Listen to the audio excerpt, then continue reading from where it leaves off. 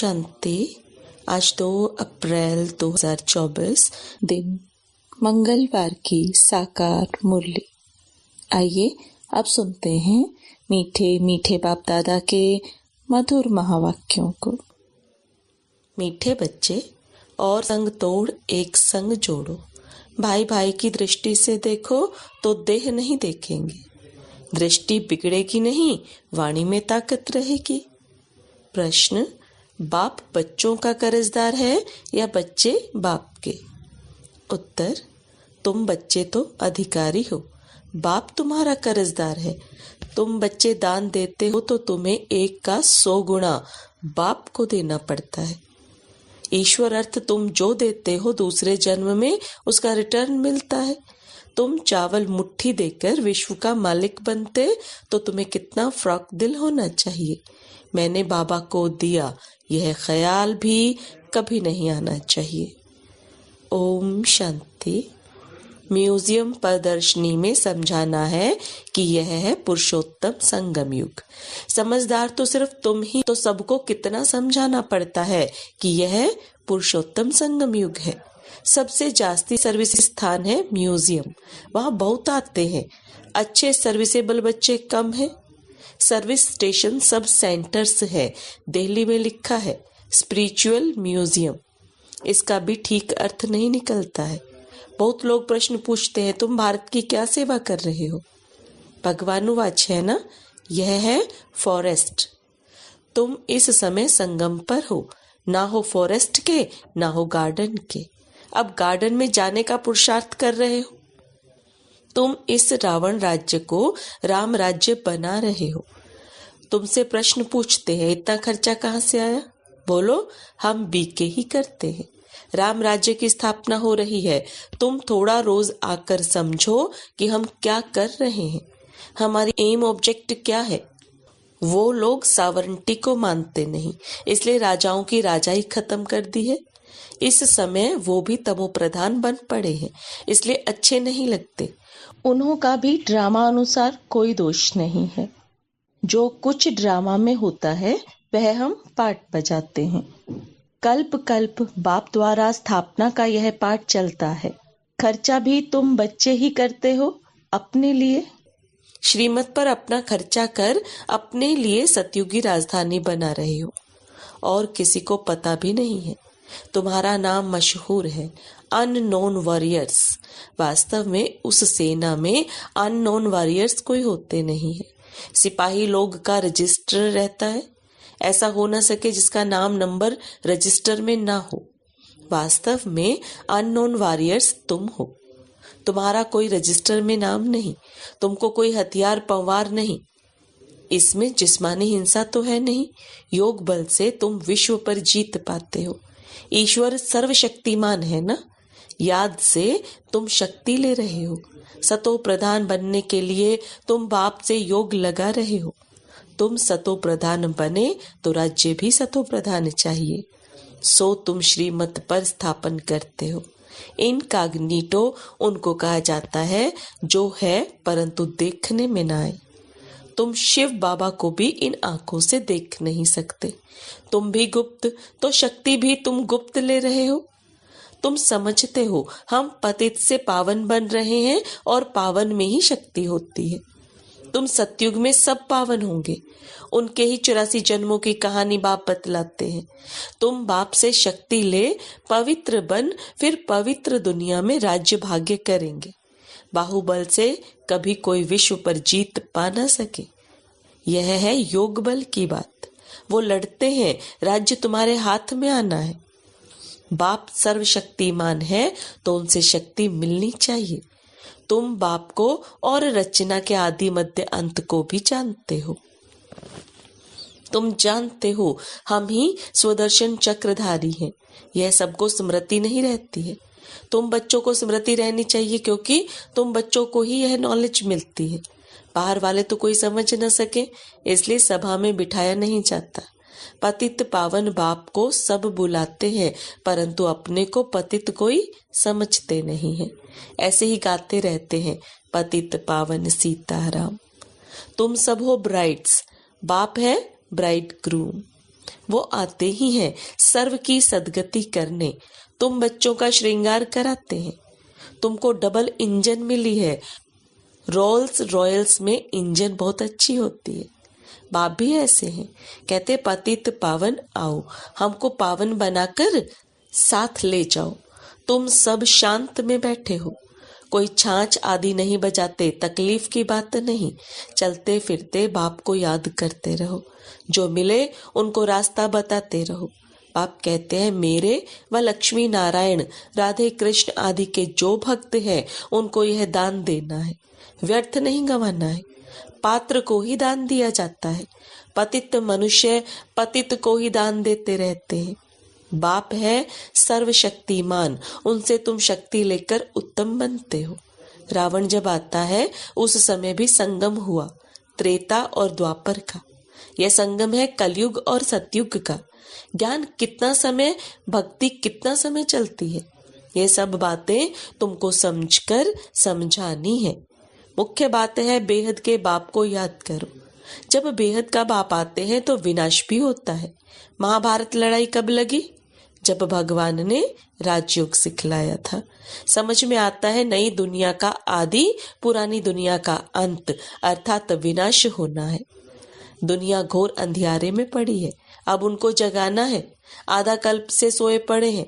बाप समझाते हैं अपने को आत्मा समझ, भाई भाई की दृष्टि से देखो। तो तुम जब किसी को ज्ञान देंगे तो तुम्हारी वाणी में ताकत आएगी। आत्मा ही पावन और पतित बनती है। आत्मा पावन बने तब शरीर भी पावन मिले। अभी तो मिल ना सके। पावन सभी को बनना है, कोई योग बल से, कोई सजाओं से।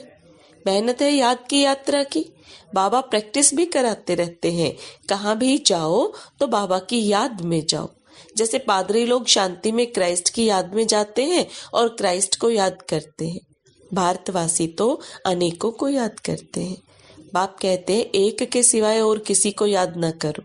बेहद के बाप से हम मुक्ति और जीवन मुक्ति के हकदार बनते हैं।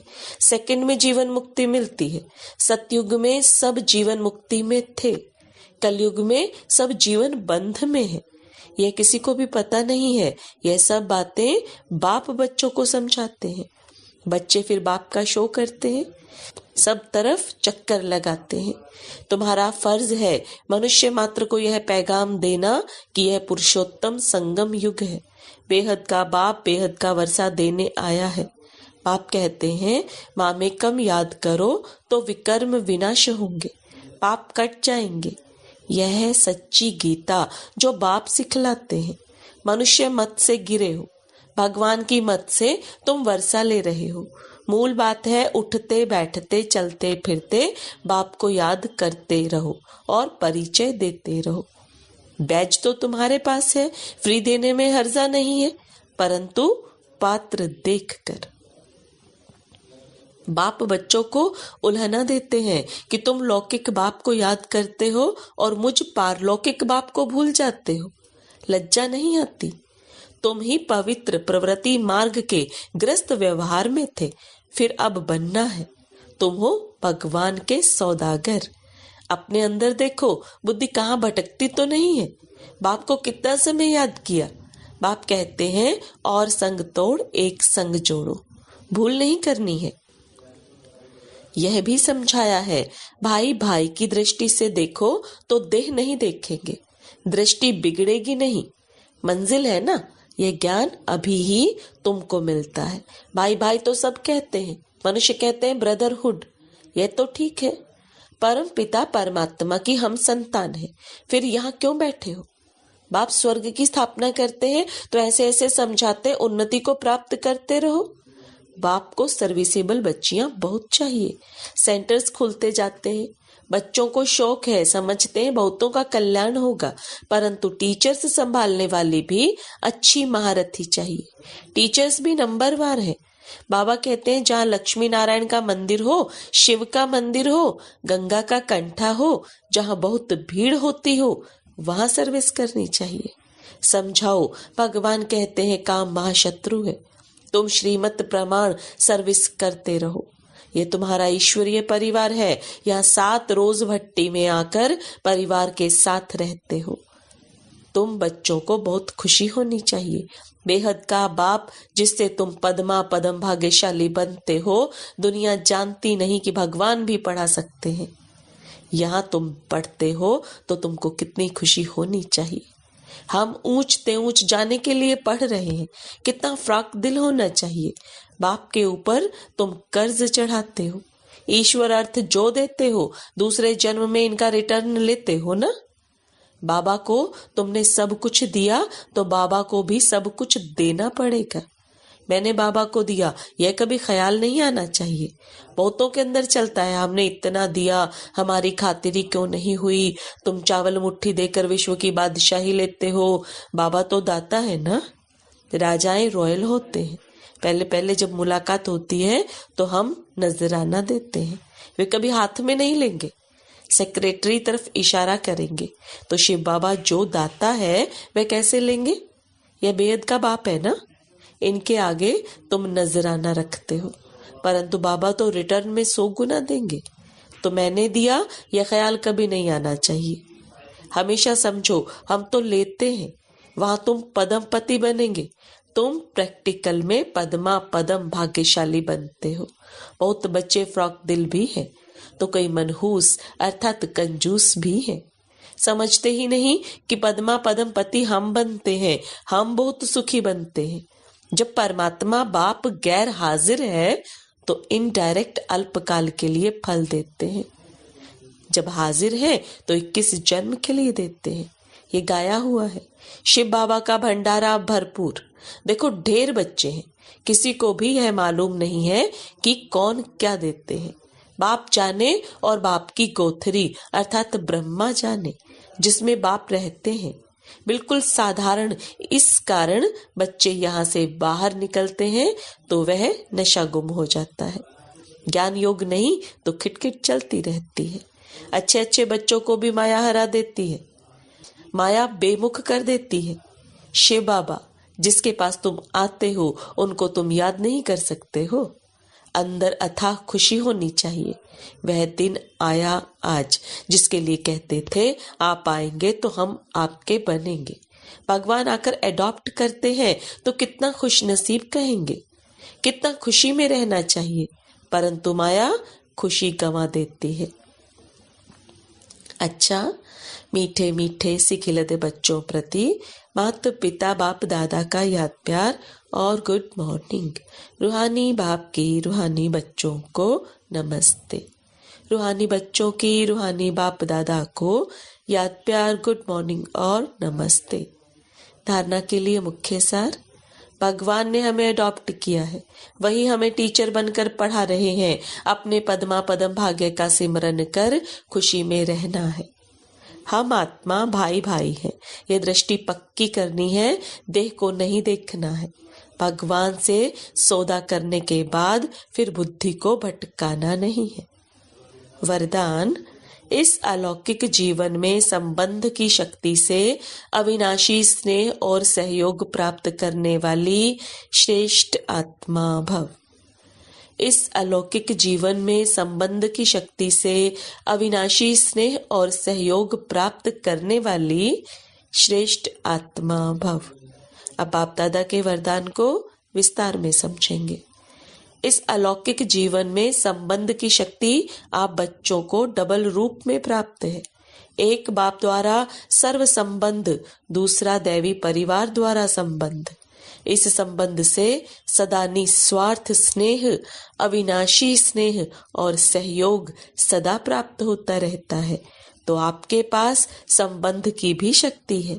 ऐसी श्रेष्ठ अलौकिक जीवन वाली शक्ति संपन्न वरदाई आत्माएं हो, इसलिए अर्जी करने वाले नहीं, सदा राजी रहने वाले बनो। स्लोगन, कोई भी प्लान विदेही साक्षी बन सोचो और सेकंड में प्लेन स्थिति बनाते चलो। कोई भी प्लान विदेही साक्षी बन सोचो और सेकंड में प्लेन स्थिति बनाते चलो। ओम शांति।